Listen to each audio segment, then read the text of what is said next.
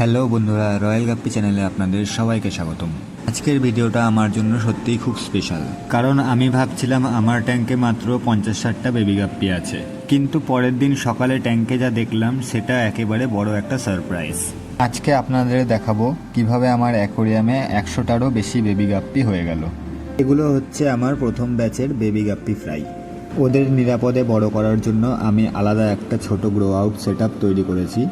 এখানে live plant রেখেছি যাতে বাচ্চাগুলো লুকিয়ে থাকতে পারে এবং স্বাভাবিক পরিবেশে গ্রো করতে পারে। এখন ওরা ধীরে ধীরে বড় হচ্ছে আর প্রতিদিন ওদের অ্যাক্টিভিটি আগের থেকে অনেক বেশি হচ্ছে। এরপর আমার নজর পড়ল আরও দুটো ফিমেল গাপ্পি। দেখেই মনে হচ্ছিল ওরা অনেক লোডেড, মানে খুব শিগগিরই বেবি দিতে পারে। তাই আমি কোনো রিস্ক নিতে চাইনি, কারণ মেন ট্যাঙ্কে বড় গাপ্পি থাকলে অনেক সময় নতুন বোর্ন ফ্রাই সার্ভাইভ করতে পারে না। তাই আমি নিজের মতো করে একটা DIY ব্রিডিং কেজ তৈরি করলাম। খুব সিম্পল একটা সেটআপ, কিন্তু গাপ্পি ব্রিডিংয়ের জন্য এটা অনেক ইউজফুল। এই ব্রিডিং কেজের উদ্দেশ্য হলো প্রেগনেন্ট ফিমেল গাপ্পিকে কিছু সময়ের জন্য আলাদা রাখা, যাতে বেবি ফ্রাই জন্মানোর পরে ওরা বড় মাছের থেকে নিরাপদে থাকতে পারে। ভালো খবর হলো এই সেটআপ বানাতে খুব বেশি খরচও হয় না।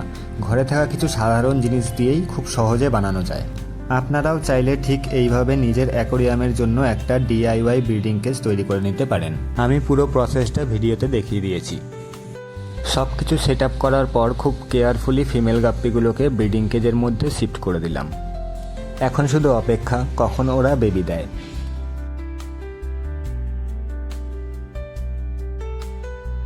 কিন্তু আসল গল্পটা এখান থেকেই শুরু। পরের দিন সকালে যখন আমি ট্যাঙ্কটা চেক করতে এলাম, আমি একেবারে অবাক হয়ে গেলাম।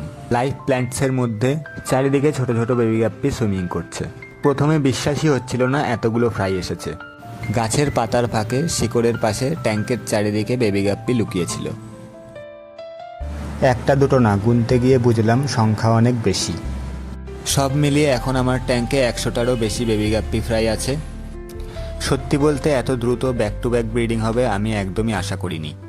এটা আমার রয়্যাল গাপ্পি জার্নির সবচেয়ে এক্সাইটিং মুহূর্তগুলির একটা।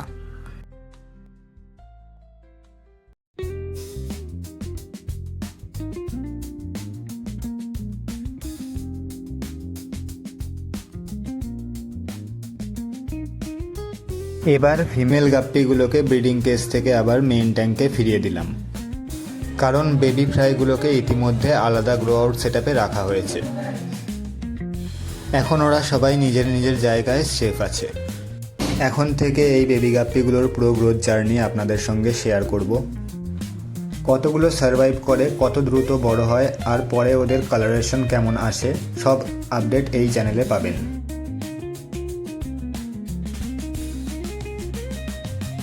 ভিডিওটা ভালো লাগলে অবশ্যই একটা লাইক করবেন আর রয়্যাল গাপ্পি চ্যানেলটা সাবস্ক্রাইব করে পাশে থাকবেন।